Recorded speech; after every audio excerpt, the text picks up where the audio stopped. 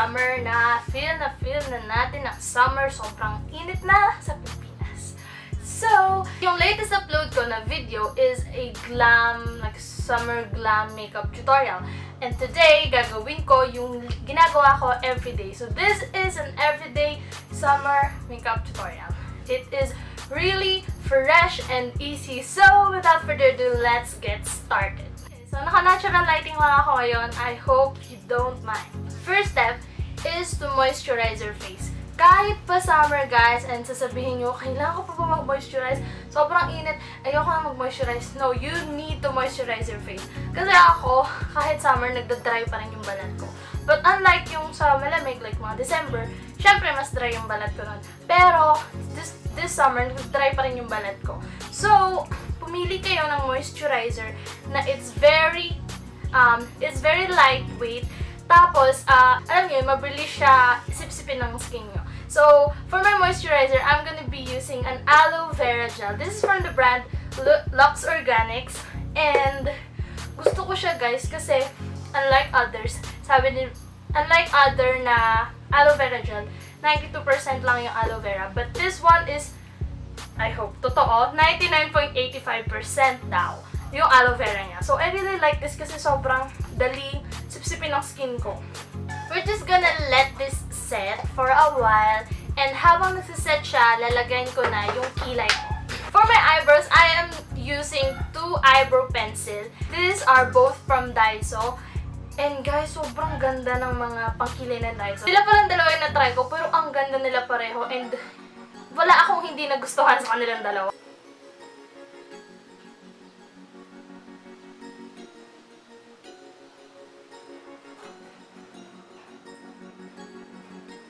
Sobrang gusto ko tong pencil na to kasi guys, nag-glide siya. And to think na 88 pesos lang siya. So, it's real good.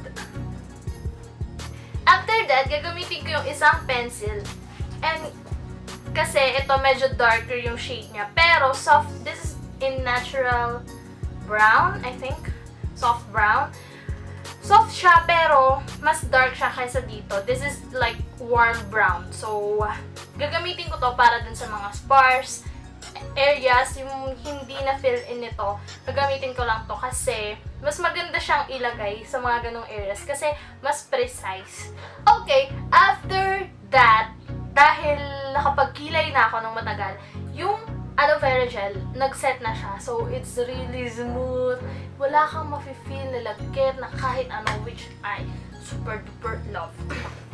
Next step is the base, which this is the most important part sa summer, like everyday summer makeup tutorial or looks. I've discovered na kapag pinaghalo mo yung BB cream and CC cream, oh my gosh, sobrang ganda sa skin.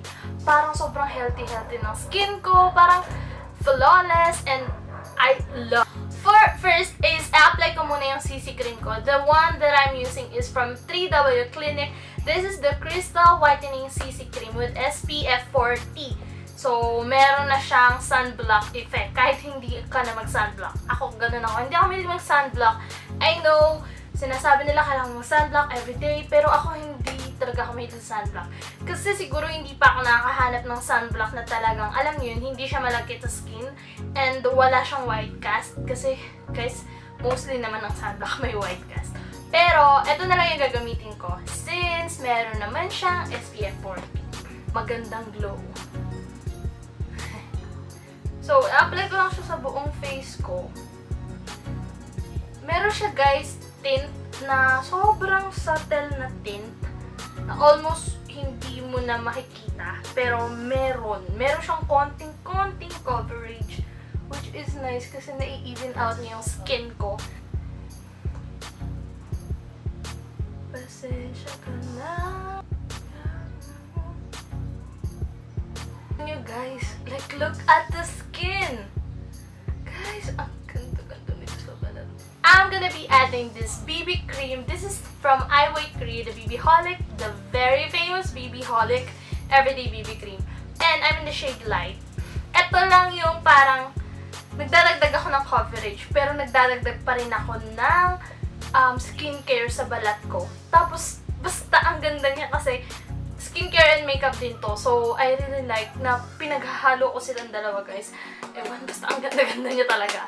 So, for this BB cream, lalagay ko lang siya dito sa parang dito sa center ng face ko, dito sa under eyes, dito sa nose, yung mga parts na I think I need a little bit more coverage.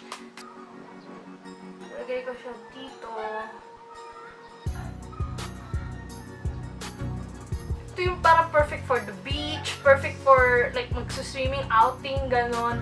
So, sobrang ganda lang ng skin mo. Magdadagdag ako ng coverage with a concealer, but konti lang, guys. So, the concealer that I'm gonna be using today is the Wet n Wild Photofocus Concealer in the shade Light Medium Beige. And this concealer, lalagay ko na siya sa under eyes. Like, 1 dot. And then, beblend ko na. Ganun lang kaunti. Yan. Tapos, dito.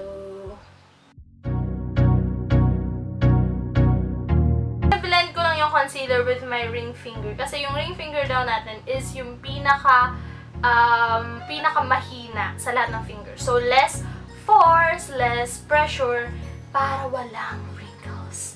This is a Bloomingdale's lip gloss. Yeah, lip gloss. Pero hindi siya lip gloss, guys. Like, totally hindi siya lip gloss. It's like a lip mousse, a lip cream, lip lacquer, ganun. Pero yung shade nito is hindi siya bagay sa lips ko, hindi siya bagay sa akin kung sa lips ko siya ilalagay. But guys, nung na-discover ko na ilagay ko siya sa aking face, sobrang amazing. And since mousse siya, madali siyang i-blend. And medyo nagiging powdery yung finish niya. So, I really enjoyed this. Sobrang fresh talaga! Blush is done. Now, I'm gonna be setting my face with a baby powder. And you can use kahit anong powder na meron kayo. Basta, I would suggest yung sheer lang, yung translucent powder, yung parang walang powder, gano'n. Maganda to kasi nga, wala siyang masyadong coverage. Tapos, sobrang fresh kasi, guys. Wala nang fresh pa sa baby powder. Johnson's baby powder. Like, slightly set this para hindi siya gagalaw throughout the day. Now, my face is set. My God, dumilim na, guys. Parang ulan ngayon. Okay, next is contouring. Guys, I'm gonna be like a bronzing. Ganun lang. Sobrang subtle. Sobrang konting contour lang. So, I'm gonna be using my Wet n Wild Mega Glow Contouring Palette in the shade Caramel Toffee. And ito lang shade na to.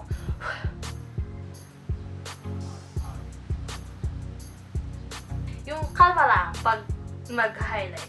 So, I'm gonna be using my Essence Pure Nude Highlighter, which is my favorite highlighter.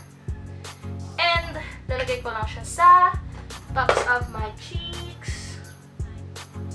Para guys, pagtama ng araw sa inyo. Glowing!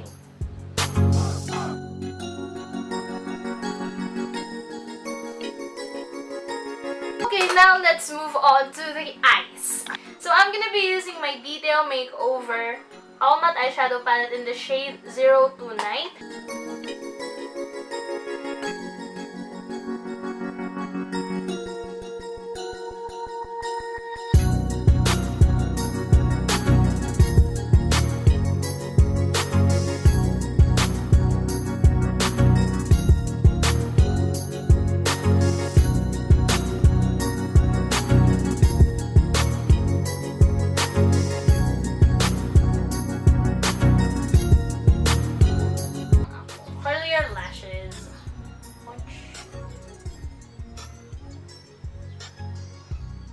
For your lips, you can use a lip and cheek tint na dito. Like, I wouldn't suggest na gumamit pa kayo ng lipstick na bonggang-bongga. But kayo, depende naman yun sa inyo.